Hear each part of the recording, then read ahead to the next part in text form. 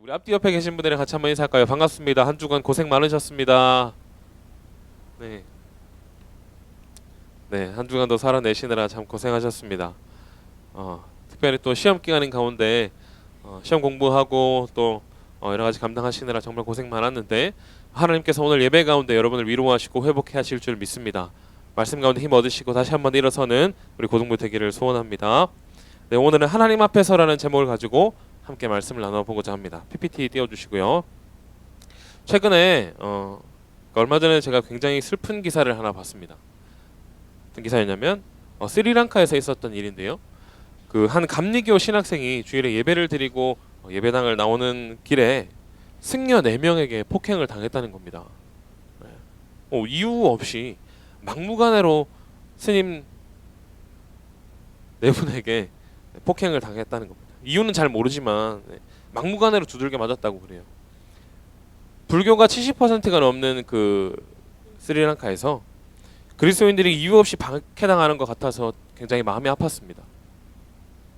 많은 나라에서 이런 일이 지금 일어나고 있겠지만 이 스리랑카에서 요즘 유독 기독교인들이 박해를 받고 또 고통을 당하고 있는 것 같아요. 몇 달 전에 그 부활절에는 정말 가슴 아픈 일이 일어났습니다. 어떤 일이었냐면 전 세계가 주목하고 가슴 아파했던 사건인데요. 부활절을 기념하는 그 날에 성당을 비롯한 그 외국인이 많이 모이는 곳, 기독교인들이 많이 모이는 그곳에 폭탄 테러가 일어났다고 합니다. 이 테러로 인해서 많은 사람이 다치고 또 목숨을 잃었다고 하는데요. 관련된 기사 영상을 잠깐만 보도록 하겠습니다.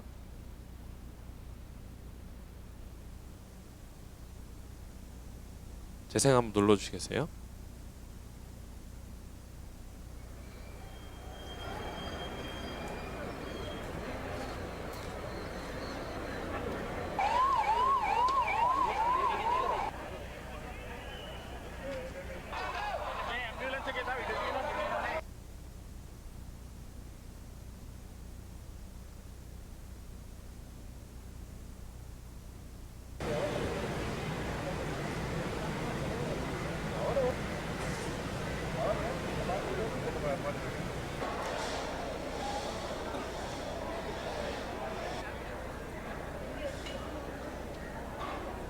الجسر وعلى أثرة علينا وألا ننازع الأمر.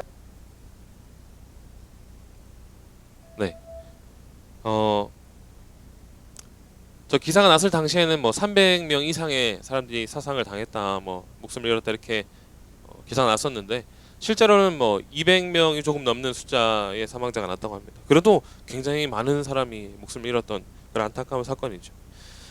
아까 보신 그 영상 중에 사람들이 많은 곳에서 어떤 사람이 이렇게 왔다 갔다 하는 것을 보셨을 겁니다. 테러가 일어났던 당시에 찍혔던 그 CCTV의 일부라고 합니다.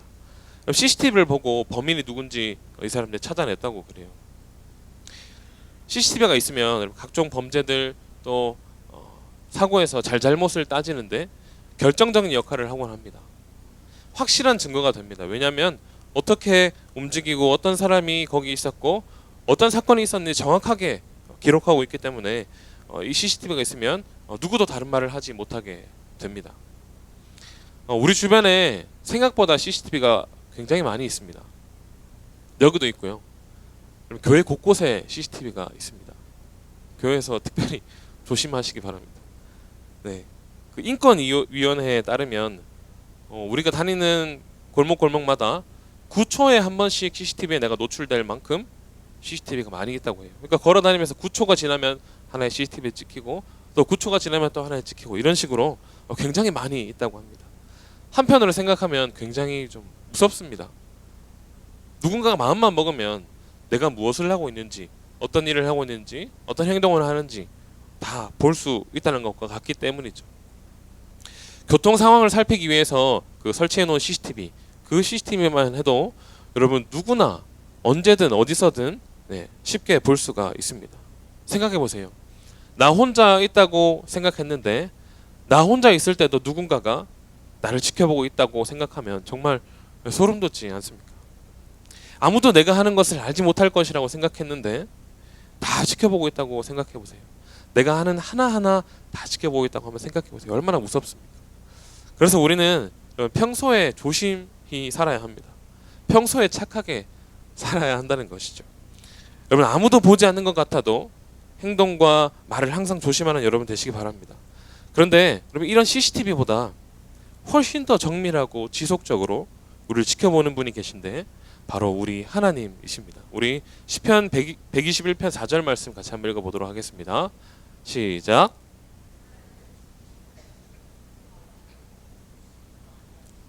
아멘. 하나님은 졸지도 않으시고 주무시지도 않고 우리를 지켜보고 계시는 줄 믿습니다.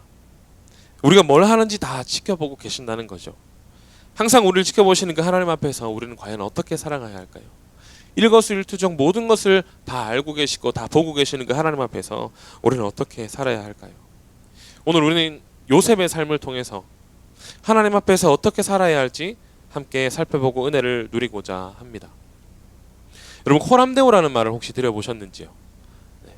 저 비석은 고신대학교 앞에 있는 그런 비석입니다. 코람데오는 라틴어입니다.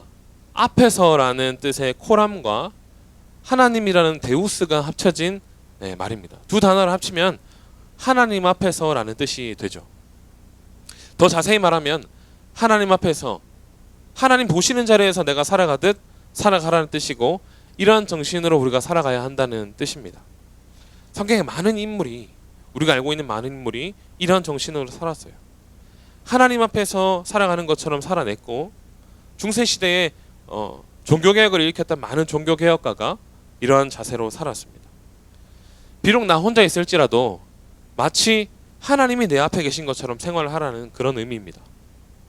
사실 여러분, 앞에 계신 것처럼, 하나님이 내 앞에 계신 것처럼 이라는 말이 무언가를 가정하는 것 같지만, 하나님이 우리 앞에 계신 것, 우리 곁에 계신 것이 과연 가정된 사실일까요? 네, 아닐 것 같습니다. 아닙니다. 하나님은 어제도 오늘도 내일도 여전히 우리 곁에 계시는 분인 줄 믿습니다. 지금도 이 자리에 우리와 함께 하시는 분이 바로 우리 하나님입니다. 어디에나 계시고 언제나 우리 옆에 붙어 계시는 분이 바로 우리 하나님인 줄 믿습니다. 그렇다면 우리는 하나님 앞에서 사는 것처럼 사는 것이 아니라 실제로 하나님 앞에서 살아가고 있다는 것을 기억하고 의식하며 살아가야 한다는 것입니다. 하나님이 바로 우리 앞에 계심을 의식하고 산다면 우리는 어떻게 살아가야 할까요? 우리를 항상 지켜보시는 그 하나님 앞에서 우리는 과연 어떻게 살아야 할까요? 첫 번째로 같이 한번 읽어봅니다. 시작.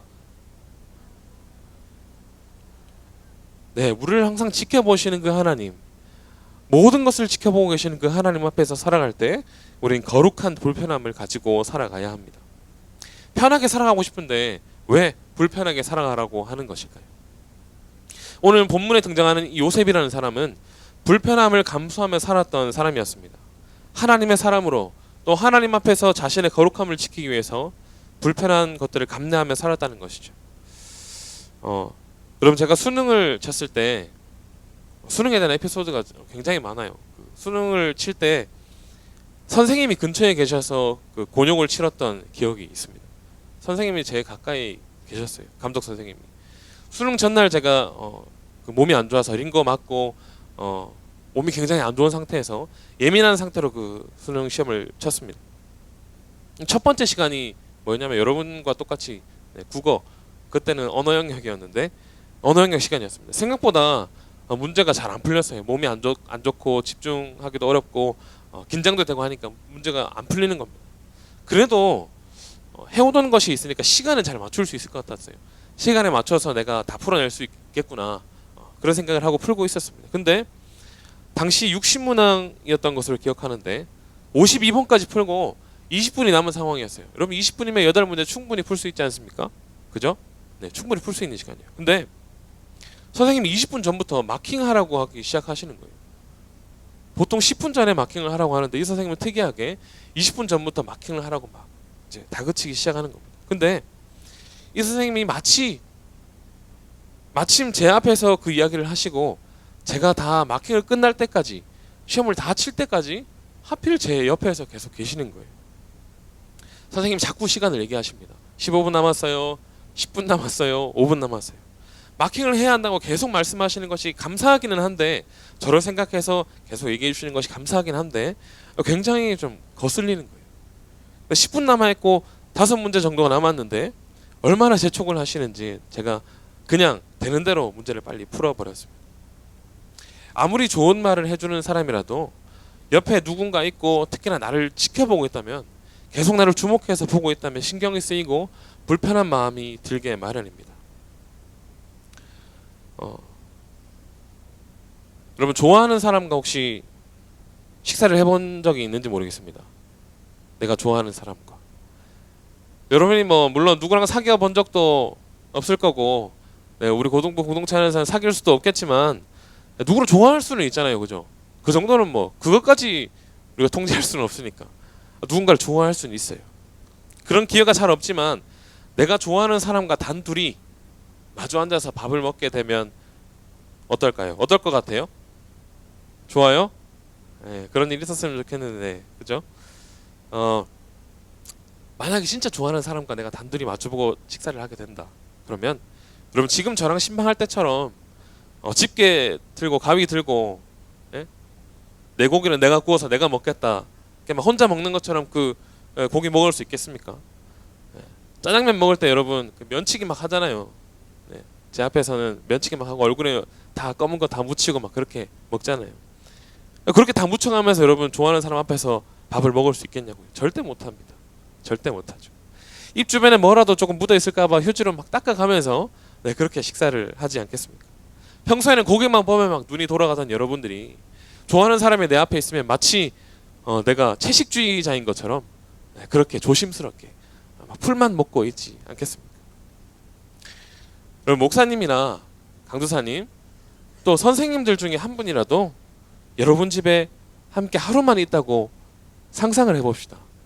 하루만이라도 집에서 같이 있다고 생각을 해보세요. 얼마나 불편하겠습니까? 여러분, 말도 조심하게 될 거고요. 행동도 굉장히 조심하게 되지 않을까요? 연초에 여러분들 그 신방 가보면 집에서 항상 그러잖아요. 엄마 말씀 잘 듣는 것처럼, 네, 방 정리는 항상 깨끗하게 돼 있고 그렇게 행동하지 않습니까? 잠깐 가는데도 그렇게 행동하는데 마찬가지입니다. 하나님 앞에서 살아가는 우리는 거룩한 불편함을 가지고 살아가게 됩니다. 코람데오의 정신을 가지고 살아간다면 불편함을 가지고 살아갈 수밖에 없습니다. 왜 그럴까요? 우리는 죄인이라서 선을 행하고 하나님이 기뻐하시는 일을 행하는 것보다 죄를 짓는 것을 더 편하게 생각하기 때문입니다. 요셉도 마찬가지였을 겁니다. 이 보디발의 아내가 자신을 유혹해 올 때, 자신과 동침하자고 유혹해 올 때, 여러분과 비슷한 나이에 있었던 그 아주 혈기왕성한 그때 그 유혹에 그냥 넘어가는 것이 오히려 요셉에게는 더 편한 것이었을 수도 있습니다. 그러나 그는 그렇게 하지 않았습니다. 보디발 아내의 미움을 사는 그 불편함, 보디발에게 오해를 받아서 감옥에 갇히는 그 불편함을 내가 감수하더라도 하나님 앞에서 내가 죄를 짓는 것보다 내가 불편해지는 것이 더 낫다는 것을 알았기에 그는 불편함을 선택했습니다. 비록 그가 겪는 것은 불편함일지는 몰라도 하나님 앞에서 그것은 가장 편안하며 옳은 것임을 알고 있었기 때문입니다. 사랑하는 고등부 하자 여러분, 이 시대를 살아가는 우리 그리스도인들은 많은 불편함을 감수하며 살아가야 됩니다. 지금 이 시간 시험 기간에, 당장 내일 시험인 오늘 다들 공부하러 가는데 이 자리에서 예배드리는 여러분, 대단한 불편함을 벌써 여러분이 감수하고 있지 않습니까? 다른 친구들 다 컨닝하는데 나는 정직하게 시험을 쳤을 때 다른 친구들보다 좋은 성적이 나오지 않아서 불편함을 겪지 않습니까?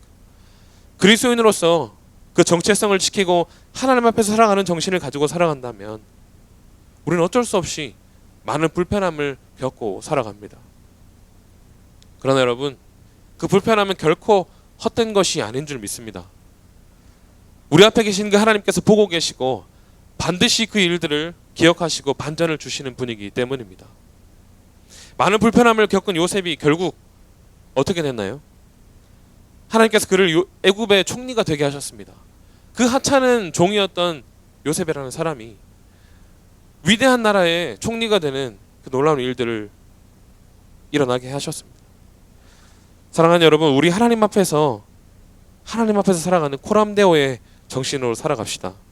그렇게 살아갈 때 하나님께서는 저와 여러분에게 상상할 수도 없는 귀하고 놀라운 일들에 사용해 주실 줄 믿습니다. 하나님 앞에서 거룩한 불편함을 가지고 살아가서 이 시대를 살리고 민족을 살리는 귀한 도구로 쓰임받는 우리 고등부가 될 수 있기를 간절히 바랍니다. 자, 두 번째로 하나님 앞에서 살아갈 때 우리는 죄에서 떠나 살아야 합니다. 같이 한번 읽어볼까요? 시작. 네, 하나님께서 지켜보고 계시는 사실을 아는 그리스도인들은 죄를 짓는 삶에서 떠나 살기 위해서 부단히 노력해야 됩니다. 오늘 본문에 등장하는 요셉은 죄에서 떠나기 위해서, 죄에서 좀 떠나 살기 위해서 굉장히 몸부림쳤던 사람입니다. 다 함께 우리 9절 말씀을 같이 한번 보도록 하겠습니다. 시작.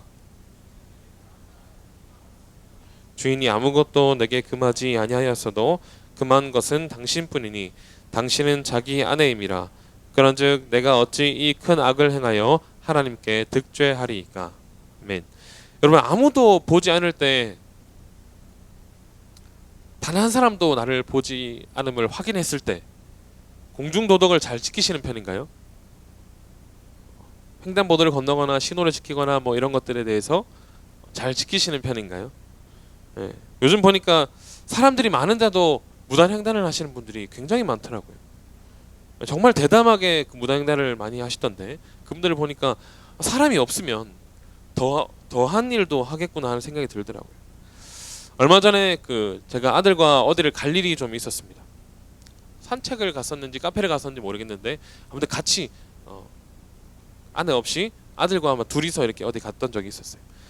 이 아들이 이제 걸을 수 있습니다. 걸어 다닐 수 있지만 얘가 걸어서 가면 내가 가야 될 길로 가지도 않을 뿐더러 가는 시간은 굉장히 오래 걸려서 제가 차라리 안고 가는 게 더 빠릅니다. 그래서 얘를 안고 빨리 움직이려고 했어요.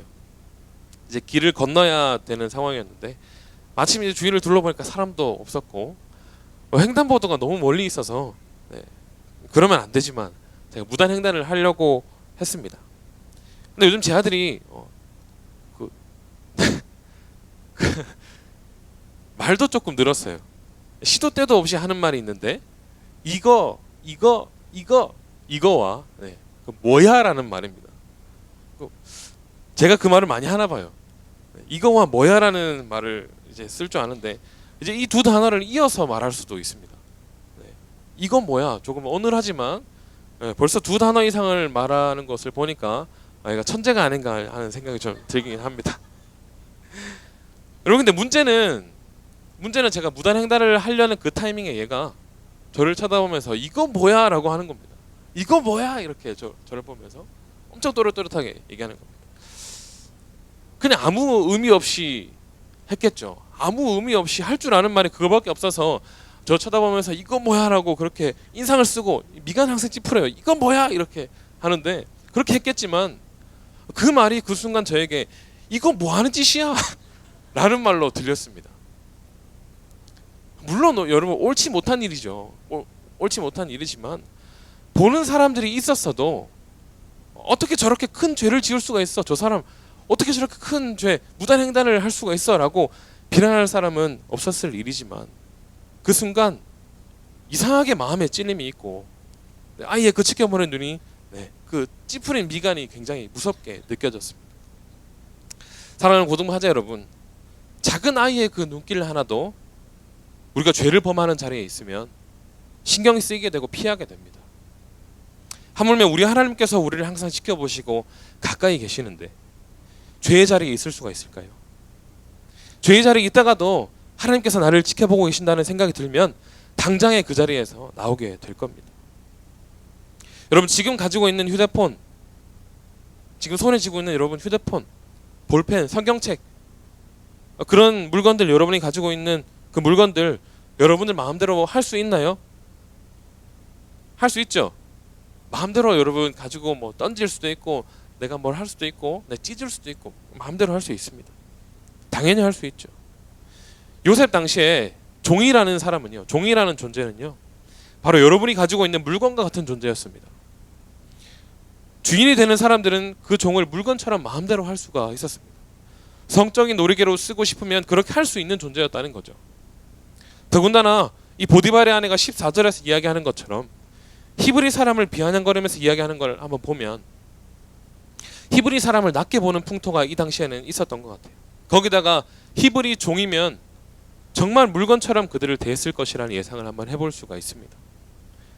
그런데 그렇게 하찮은 존재, 히브리 종 요셉이라는 사람이 보디발의 아내의 유혹을 떨쳐냈다는 것, 그 주인의 요구를 떨쳐냈다는 것은 정말 어마어마한 일이었습니다.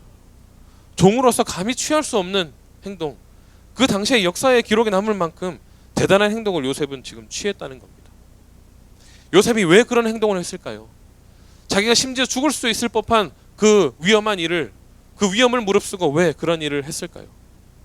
보디발의 신임을 얻어서 그 집안의 모든 것을 다스리고 관리하는 자리에까지 올라간 그가 종의 세계가 어떻게 돌아가고 주인과의 관계는 어떻게 해야 된다는 것을 너무나도 잘 알고 있었을 텐데 그는 왜 그렇게 행동한 것일까요?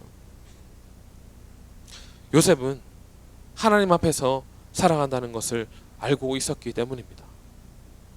하나님께서 날마다 그를 지켜보고 계시고 비록 지금 보디발의 아내 말고 다른 사람은 없다고 해도 자기보다 높은 사람은 이 자리에 없다고 해도 하나님께서 자신을 지켜보고 계신다는 사실을 그가 알고 있었기 때문에 그런 행동을 했던 것입니다. 자기가 종으로서의 본분을 다하고 주인이 원하는 것을 해주는 그것이 하나님 앞에서 죄를 범하는 것이라는 사실을 그가 분명히 알고 있었기에 그는 당시의 역사적 배경에서 볼 때 파격적인 행동을 했던 것입니다. 사랑하는 하자 여러분, 하나님이 여러분을 지켜보고 계십니다. 하나님 앞에서 살아가기 힘쓴 여러분 되시고 그렇기 때문에 더 죄에서 떠나려고 몸부림치는 여러분 되기를 바랍니다. 아까도 고백했듯이 저라고 죄짓지 않는 것이 쉽겠습니까? 그러나 우리가 언제나 하나님 앞에 있다는 것을 의식하면서 그렇게 살아간다면 10번 지을 죄 5번, 5번 지을 죄 3번 그렇게 짓게 되지 않겠습니까? 이번 한 주간 살아갈 때, 또 앞으로 살아갈 때 항상 하나님 앞에서 내가 서 있다는 것을 기억하면서 죄를 멀리하고 죄에서 떠나기 위해 치열하게 몸부림치는 저와 여러분이 될 수 있기를 바랍니다. 하나님 앞에서 살아가는 사람은 어떤 자세를 취해야 될까요? 세 번째, 마지막 세 번째입니다. 함께 읽어봅니다. 시작. 네, 마지막으로 하나님 앞에서 살아가는 사람은 하나님에 대한 믿음을 가지고 살아가야 합니다. 내 상황과 형편이 어떠하다 할지라도 하나님이 내 삶을 책임지시고 인도하신다는 그 믿음을 가진 사람이 바로 하나님 앞에서 살아가는 사람의 자세라는 겁니다. 요셉의 그 상황과 형편, 그의 결정은 세상의 기준에서 보면 굉장히 미련하고 답답한 결정들이었습니다.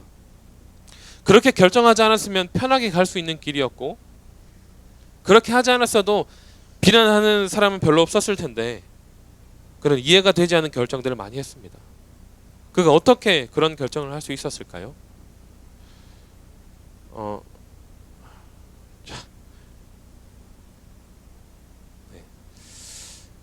그 공동체성을 길러주는 활동 중에 트러스트 폴이라는 활동이 있습니다. 혹시 해보신 분이 있는지 모르겠는데 공동체 구성원들끼리 그 신뢰를 키워줄 수 있는 그런 활동이라고 해요. 사실 이건 그 군대 유격 훈련 중에 있는 그 훈련인데요. 네, 그 이게 폴이라는 단어를 통해 여러분 알 수 있듯이 이건 떨어지는 겁니다. 한 사람이 떨어지는 그 행동을 해야 돼요. 한 사람이 뒤돌아 서 있으면 나머지 사람들이 그 뒤에서 손에 손을 맞잡고 그 사람이 떨어지는 것을 받쳐주기 위해서 이제 기다리고 있는 그런 활동이죠. 여러분 그게 뭐 어렵겠냐고 이렇게 이야기할 수 있겠지만 제가 지금 이 강단에서 우리 임원들 앞에 서라고 하고 팔로 저를 지탱하라고 하고 저보고 이제 들어 누우라고 한다면 저는 못할 것 같아요. 공동체에 대한 믿음이 없으면 절대 못합니다. 물론 제가 그 우리 임원들에 대한 믿음이 없지는 않지만 오해하지 마세요. 그 믿음이 없지는 않지만 분명히 한두 사람은 야 강도사의 몸무게가 몇 킬로인데 잘못하면 내 팔 부러질지도 몰라 하는 마음으로 빼는 사람들이 분명히 있을 거거든요. 그래서 저는 못 놓을 것 같아요. 이 활동을 하다 보면 그 내가 뒤로 떨어져도 나를 위해 받쳐주고 버텨줄 동료들이 있다라는 그 믿음이 생겨나기 때문에 이 활동을 한다고 합니다. 특별히 서로 믿고 의지해야 하는 그런 활동을 많이 하는 그 공동체에서 하면 좋다고 하는데요. 우리 고등부도 나중에 한번 해보면 좋을 것 같습니다. 누가 얼마나 서로에게 신뢰가 있는지 한번 이제 보는 것도 좋을 것 같아요. 요셉에게는 아마도 이런 믿음이 하나님께 있었던 것 같습니다. 요셉의 인생은 아버지께 한없이 사랑을 받다가 형들의 질투 때문에 팔린 이후로부터 지금까지 끝없는 나락으로 떨어지고 있습니다. 과연 끝이 있을까 싶을 정도로 계속해서 나락으로 떨어지고 있는 그런 상황입니다. 한없이 떨어지고 있는 자기 인생, 그렇게 자존감이 높아지고 그 누구보다도 사랑받는 존재라는 것을 알고 지냈던 그 요셉이 한없이 밑으로 떨어지는 그 자기 인생을 바라보면서 이 요셉은 어떤 생각을 했을까요? 많은 사람이 이런 상황이 되면 내 인생은 왜 이럴까? 어쩌다가 내 인생은 이렇게 됐지? 이번 생은 틀렸어. 이런 쓸데없는 생각들을 한없이 펼쳐낼 겁니다. 그런데 요셉은 그렇게 하지 않았습니다. 우리 창세기 45장 7절에서 8절까지 말씀을 같이 한번 보도록 하겠습니다. 함께 읽습니다. 시작.